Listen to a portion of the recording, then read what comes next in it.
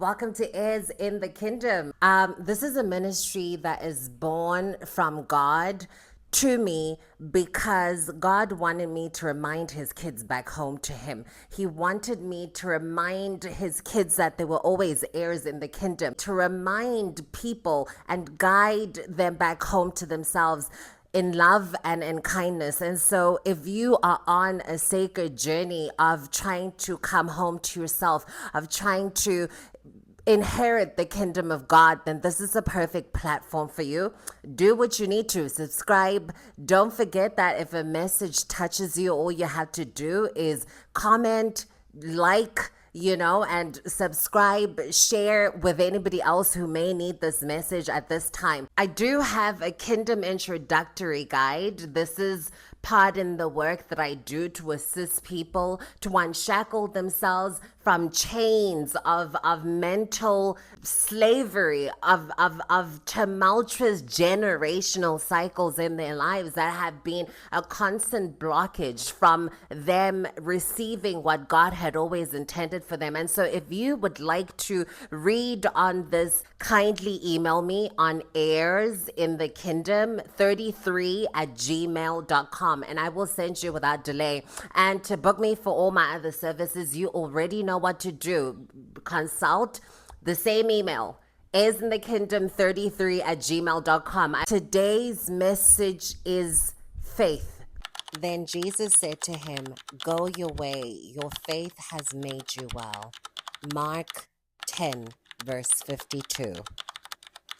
God had placed on my spirit this morning that I needed to talk about faith a little more. So faith in God isn't passive, my love. It is an active muscle that you need to continue to replenish. It is an active muscle that, much like any relationship, I think this is the best way to somewhat describe it to somebody. If I was to build a relationship with someone, I need to put time in that relationship. I need to put effort in this relationship in order for me to fully know what my partner had sounded like, what it is that they liked, what it is that they didn't like. And so this is the very same way with faith. Faith requires us to train the muscle. And though there is a say that all you have to have is faith of a mustard seed, yes, God intentionally is saying that little bit of faith, right, is all that is needed in order to cultivate or build this union with him. But furthermore, the more you continue to pour into that relationship with God, the more this relationship begins to grow. The more the relationship begins to grow, the more your faith begins to grow, the more your belief in God continues to grow.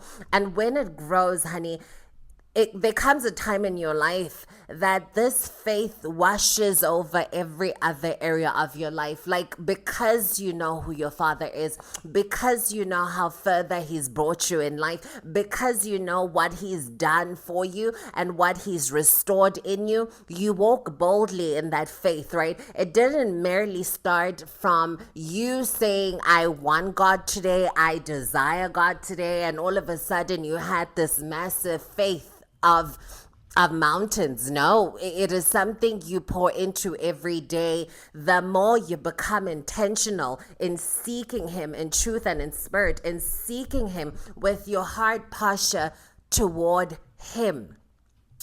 There were seasons in my life that almost had taken my faith out. Initially, I was brought up from, I want to say, a religious background per se. Like, I knew God existed. I always would go to church. But there comes a point in our lives where you recognize that the hurdles that have always been placed on my path at that particular season of my life had worn out my faith, honey. Oh, they had worn me to the ground, okay? And your faith begins to waver. You begin to feel pretty much depleted in your spirit. But I remind you today that this faith muscle can be honey, give it to God and see what God could do. God is the God of multiplication, addition. God is the God of more than enough. God is the God of abundance. But to inherit this kingdom of God also means that your faith needs to grow in proportion to what it is that your father has. If your dad was to tell you right now to go ahead and look for, leave your job, right? And trust and have faith that he'll provide for you. A lot of people kind of wane and get stuck here because you are entrusting in the system more than you have God. And so what you come to remember here is how much of your faith you had actually had in God. But I want to remind you today, you know what? Let's go to Mark 10, verse 52. Give me 1 second. So we're going to go to Mark. I'm sorry for being unprepared. How dare I? This is already supposed to be set up, but it's not. So Mark 10, verse 52. If you have a Bible in hand, next time, guys, I want to remind you guys, come prepared. Please come with a notebook. Come prepared. Come excited to receive what God has always had in store for you. All right, so let's go to 52. 52 says, "Then Jesus said to him, 'Go your way. Your faith has made you well.' And immediately he received his sight and followed Jesus on the road." So this is about a blind man who had met Jesus and had asked Jesus to assist him to see. And when Jesus had prayed for him, he knew that the thing that actually activates the prayer over his life was the faith that he was able to have at that point.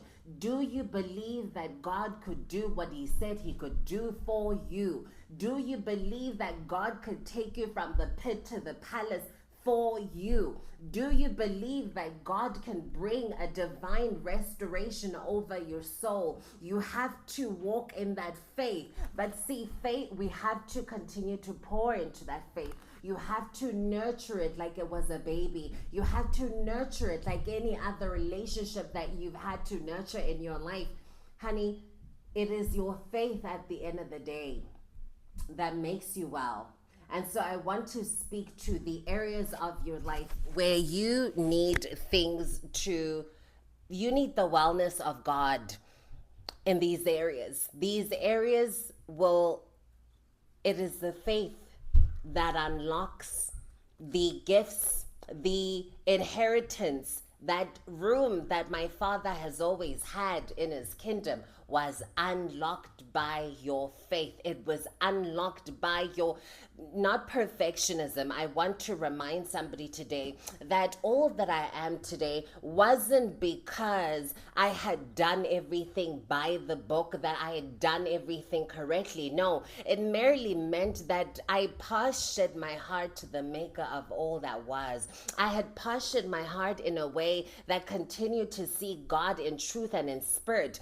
And sometimes I had no words for it, right? Because sometimes life weighs heavy on our spirits that all you could do is just sit right there with God, sit in that silence with God. But I want to tell you that in the silence, a lot of things are birthed, right? It is the intention at the end of the day. Your body, your mind, your spirit, all are moved by intention. I want you to remember that. And so posture your mind, your heart, your intention toward God, not perfectionism, but one brick at a time, right?